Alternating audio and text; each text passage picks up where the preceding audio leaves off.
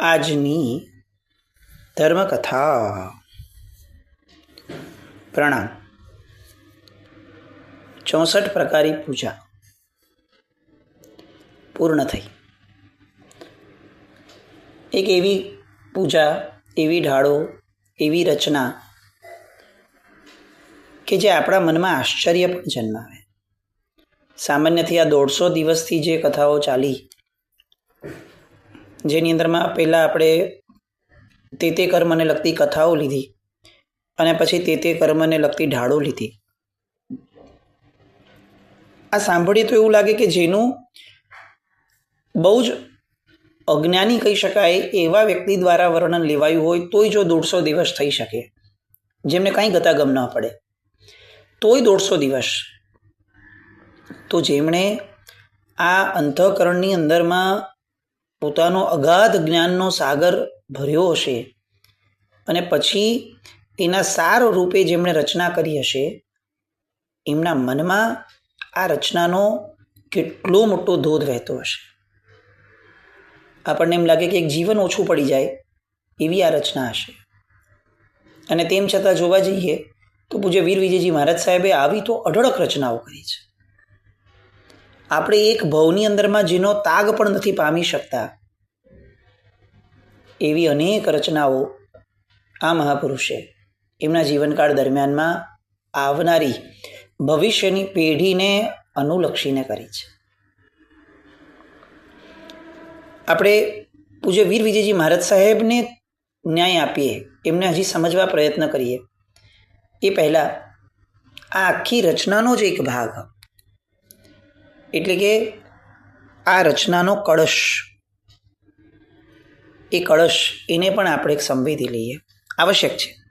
કોઈ પણ રચનાનો શરૂઆતમાં એક દુહો હોય, એ દુહા પછી એનું કાવ્ય આવે અને કાવ્ય પછીથી એનો ઉપસંહાર થાય અને ઉપસંહાર પછીથી આ આખી રચના પૂરી થઈ એનો આનંદ એટલે કળશ. આપણે શ્રીપાદ રાસની અંદરમાં પણ આ આખી વસ્તુને જોઈ છે કે અંતે મહોપાધ્યાયજી મહારાજ સાહેબે એક કળશ રચ્યો. તૂટ્યો તૂટ્યો રે, તૂટ્યો તૂઠો રે, મુજે સાહિબ જગ પર જગનો તૂઠો રે. તો અહીંયા પણ એ જ રાગની અંદરમાં પંડિત વીર વિજયજી મહારાજ સાહેબે આ કળશ રચ્યો. એક એક શબ્દ માણવા લાયક. ગાયો ગાયો રે, ગાયો ગાયો રે, મહાવીર જિનેશ્વર ગાયો. ત્રિશલા માતા પુત્ર નગીનો, જગનો તાત કહાયો, તપ તપતા કેવલ પ્રગટાયો, સમવસરણ વિરચાયો, મહાવીર જિનેશ્વર ગાયો. આ રીતે મેં વર્ધમાન સ્વામી ભગવાનના ગુણોને ગાયા. કોણ હતા? ત્રિશલા માતાના રત્ન સરખાએ પુત્ર, જગતના તાત સમા, જેમણે તપ તપી અને કેવળ જ્ઞાન મેળવ્યું અને દેવોએ જેમનું સમવસરણ રચ્યું. આ વર્ધમાન સ્વામી ભગવાનનો એકદમ ટૂંકો પરિચય એમણે એક જ કડીની અંદરમાં આપ્યો, પણ એમણે એટલા બધા નય આ કડીની અંદરમાં મૂકી દીધા. પ્રભુનું બાળપણ મૂક્યું, ત્રિશલા માતા પુત્ર નગીનો, પ્રભુની વડાઈ, પ્રભુની મોટાઈ મૂકી, જગનો તાત કહાયો, પ્રભુની સાધના મૂકી, તપ તપતા કેવલ પ્રગટાયો, પ્રભુનું ઐશ્વર્ય મૂક્યું, સમવસરણ વિરચાયો. આખું ને આખું આરહંત્ય, જાણે એમના ભવની શરૂઆતથી લઈ અને અંત સુધીનું આખું ને આખું એ ચરિત્ર આ 4 શબ્દની અંદરમાં જાણે સાહેબે આપણી સામે મૂકી દીધું. શું ગજબની કળા પંડિત વીર વિજયજી મહારાજ સાહેબ પાસે હશે. આપણને કોઈ પૂછે કે વર્ધમાન સ્વામી ભગવાનનું વર્ણન કરો, તમારા ભગવાનનું, તો આવી કડી યાદ રાખવા જેવી છે. ત્રિશલા માતા પુત્ર નગીનો, જગનો તાત કહાયો, તપ તપતા કેવલ પ્રગટાયો, સમવસરણ વિરચાયો, મહાવીર જિનેશ્વર ગાયો. રયણ સિંહાસન બેસી ચૌમુખ, કર્મ સુડણ તપ ગાયો, આચાર દિન કરે વર્ધમાન સુરી, ભવિ ઉપગારે રચાયો. હવે પેલા આ જે ગાયું છે એમનું વર્ણન થયું, જેના માટે, જેમના આધાર ઉપર ગાયું છે. હવે આ કયા આશયથી રચના કરી છે એની કડી આવી. કે ભગવાનને સમવસરણ દેવોએ જે રચ્યું એની પર ભગવાન બેસ્યા, એ બિરાજમાન થઈને ભગવાને શું કર્યું? તો કે એમાં રત્નમય સિંહાસન ઉપર બિરાજેલા ભગવાને, ચતુર્મુખ ભગવાને કર્મસુદન નામના તપનું સ્વરૂપ પ્રકાશ્યું. કોણે? સ્વયં ભગવાને, વર્ધમાન સ્વામી ભગવાને. રયણ સિંહાસન બેસી ચૌમુખ કર્મસુદન તપ ગાયો. હવે ઓથેન્ટિસિટી મૂકે છે કે હું આ હવામાં નથી બોલતો કે આમ પંડિત વીર વિજયજી મારા સાહેબે લખ્યું તો ચાલો માની લો, આવી કોઈ વાત નથી મૂકતો હું. દરેક પૂર્વાચાર્ય જોજો એ એનો સોર્સ એ સાથે મૂકશે જ. આચાર દિન કરે વર્ધમાન સુરી ભવ્ય ઉપગારે રચાયો. ભવ્ય જીવોના ઉપકાર માટે વર્ધમાન સુરી નામના આચાર્ય ભગવંતે પોતાના આચાર દિનકર નામના ગ્રંથની અંદરમાં આ કર્મસુદન તપનું વર્ણન કર્યું છે. હું એ વર્ણનમાંથી અહીં આ રચના કરું છું. કેટલી મોટાઈ છે!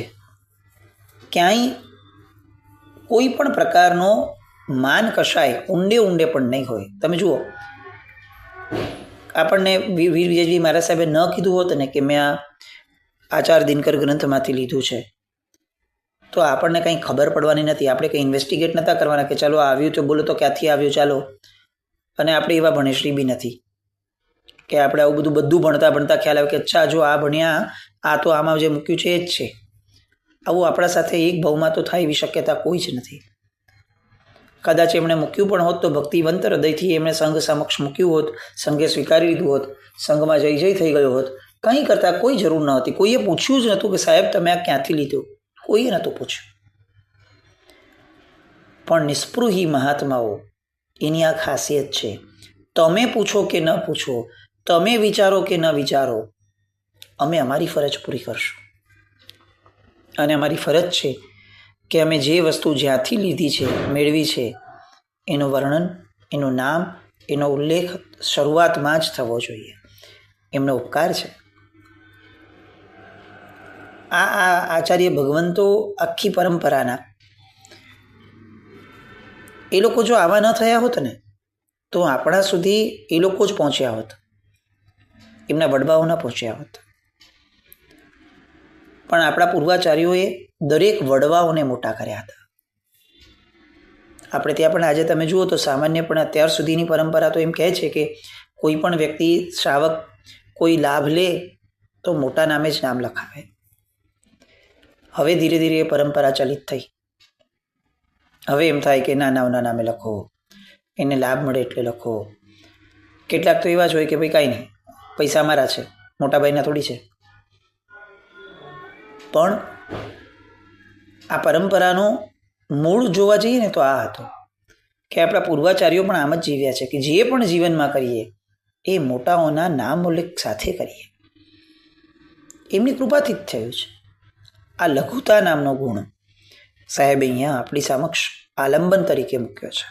આપણે કેટલો લેવો એ આપણો નિર્ણય, એ આપણી પાત્રતા અને આપણું ભવાંતર.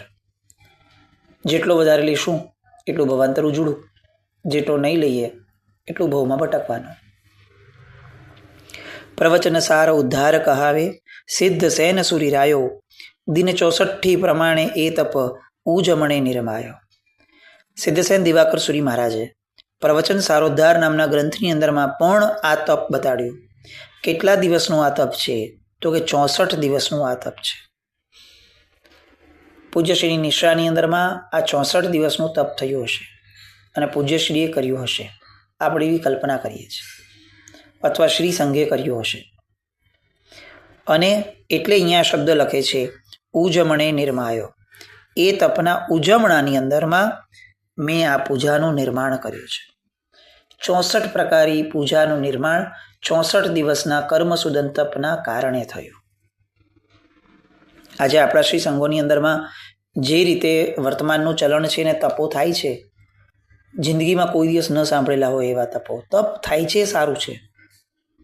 પણ કોઈ પણ ઘટના એનું મૂળ પરમાત્મા સાથે જોડાયેલું હોય ને, આગમ સાથે જોડાયેલું હોય ને, એવો આગ્રહ રાખવો જોઈએ.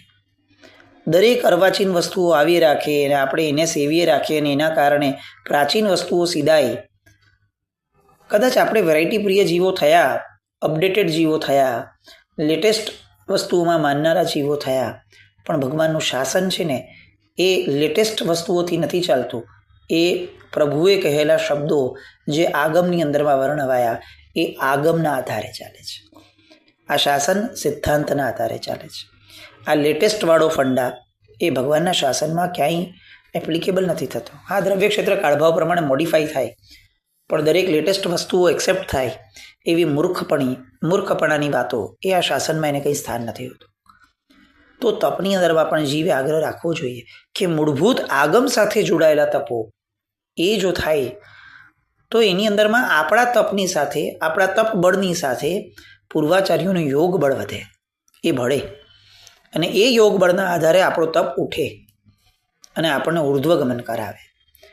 આપણો તપ એવો ન થવો જોઈએ કે પારણા પછીથી નંદવાય અથવા નિંદાય.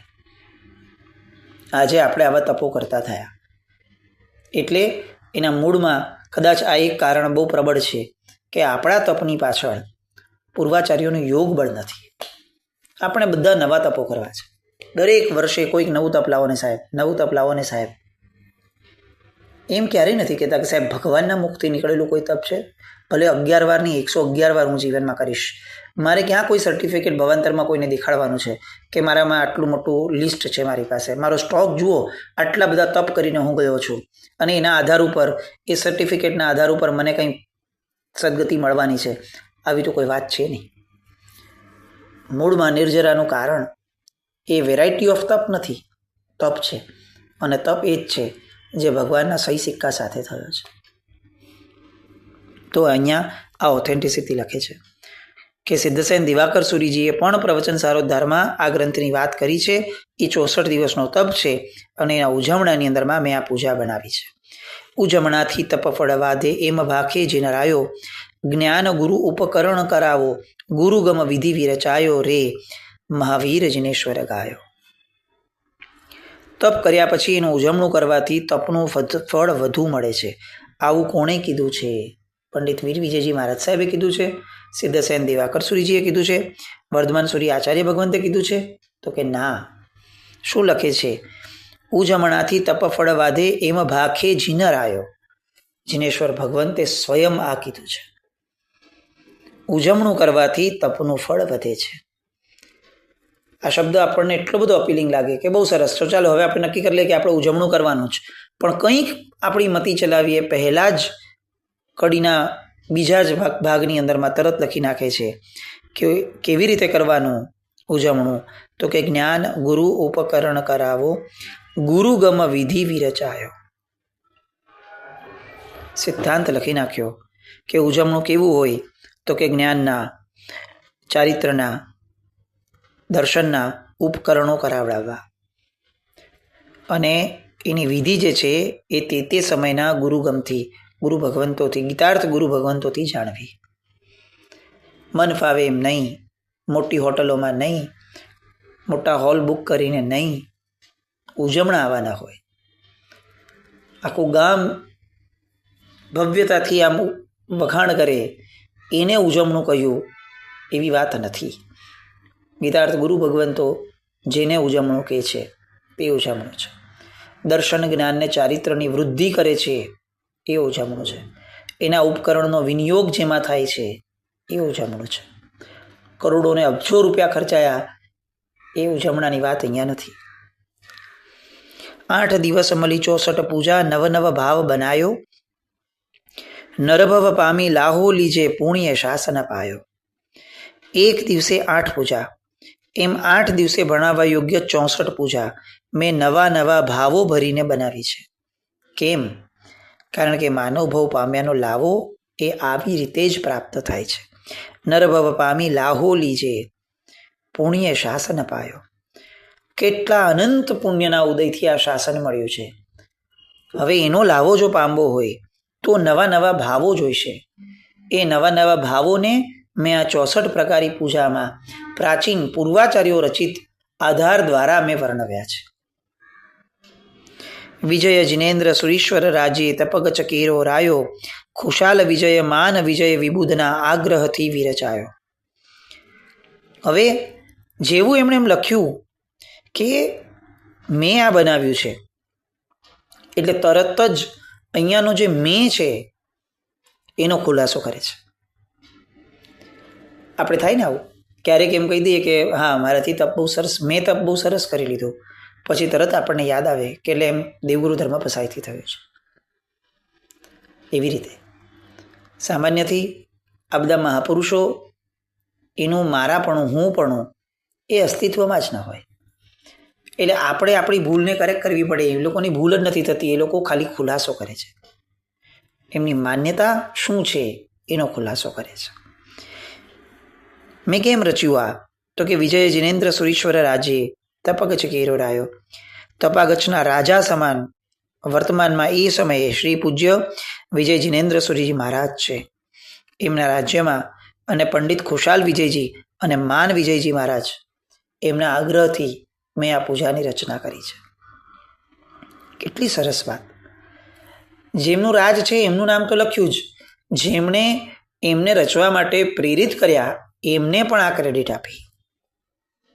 તમે જુઓ ક્યાંય એવું નથી કે કેટલીક પૂજા આમણે રચી આપી, કેટલીક આમણે રચી આપી, બધું મળીને એમને 64 પ્રકારે પૂજા કરી. 64 એમણે જ રચી છે, પણ સામાન્યથી એમને આગ્રહ કરનારના પણ નામનો ઉલ્લેખ આ અમર ઐતિહાસિક રચનાની અંદરમાં એના કળશમાં કર્યો.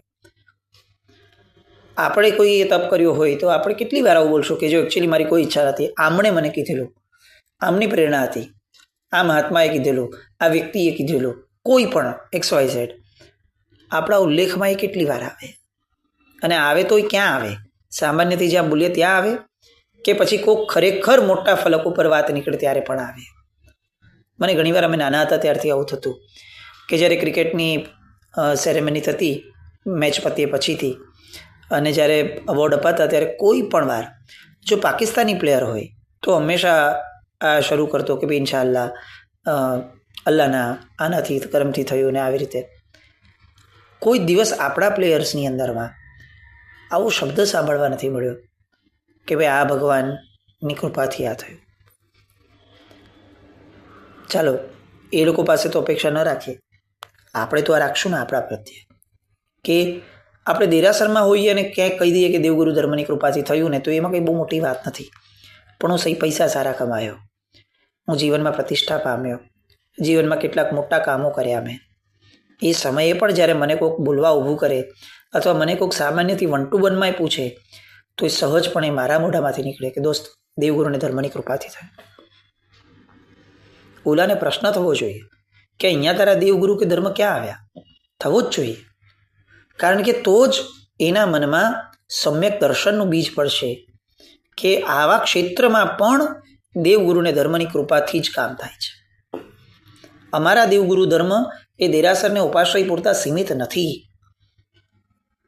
એમનું સામ્રાજ્ય 3 લોકની અંદરમાં છે, અને એટલે 3 લોકનું એક પણ કાર્ય એવું નથી, શુભ કાર્ય, જે એમની કૃપા વગર થાય છે.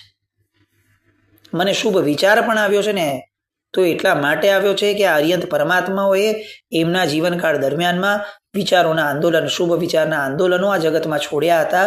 એમાંનું એક આંદોલન મારા દ્વારા પકડાયું અને મને શુભ વિચાર આવ્યો. પણ એ આંદોલન આપ્યું હતું કોણે? આર્યંત પરમાત્માએ. આ જગતનો એક પણ શુભ વિચાર એવો નથી કે જે અર્હંત્યની કૃપા વગર શક્ય છે, પણ આપણા દ્વારા બોલાવવામાં એ ઉલ્લેખમાં આવવું જોઈએ. ખુશાલ વિજય માન વિજય વિબુધના આગ્રહથી વિરચાયો. તમે એમની ઉદારતાની પરાકાષ્ઠા હજી જુઓ આગળ વધતા. વડ ઓસવાલ ગુમાનચંદ સુત શાસન રાગ સવાયો ગુરુ ભક્તિ સા ભવાનચંદ નિત અનુમોદન ફલ પાયો. પેલા તો ચાલો જિનેન્દ્ર સુરી રાજ મહાત્માની વાત કરી, સમજી શકાય કે તપાગચના એ સમયના અધિપતિ હશે. પછી ખુશાલ વિજયજી મહારાજ સાહેબ ને માન વિજય વિબુધ મહારાજ સાહેબની વાત કરી કે ભાઈ ચાલો આ બધા પંડિતજીઓ એમણે પણ એમને ઇન્સ્પાયર કર્યા હશે. હવે જુઓ તમે, વિસા ઓસવાલ જ્ઞાતિના શાહ ગુમાનચંદના પુત્ર, શાસનના રાગે સવાયા એવા ગુરુભક્ત એવા શાહ ભવાનચંદે આ રચનાની અનુમોદનાનું ફળ મેળવ્યું છે. અર્થાત આ રચનામાં એમનું અનુમોદન પણ કારણભૂત છે. તમે જુઓ, આમ આપણને ખરેખર અહોભાવની પરાકાષ્ઠા થાય. આવડા ઉત્તમ પુરુષને પણ કોઈ લેવલ છોડવું નથી ઋણ લીધાનું. પોતાની ઉપરનાનું મૂક્યું, પછી પોતાના સહવર્તીઓનું મૂક્યું, હવે તો પોતાના આશ્રયે રહેલું વ્યક્તિ એનુંય નામ મૂક્યું. અને નામ મૂકવાની પદ્ધતિ જુઓ. એવું નહીં કે આ વ્યક્તિએ કર્યું. વિશા ઓસવાળ જ્ઞાતિના શાહ ગુમાનચંદના પુત્ર, શાસનના રાગે સવાયા અને ગુરુભક્ત એવા શાહ ભવાનચંદ. નામ બોલવાની પદ્ધતિ જુઓ. પંડિત વીર વિજયજી મહારાજ સાહેબ આ બોલે છે એટલે આપણે સમજવું કે જે પંડિતો હોય ને એ આવી રીતે વર્ણન કરતા હશે.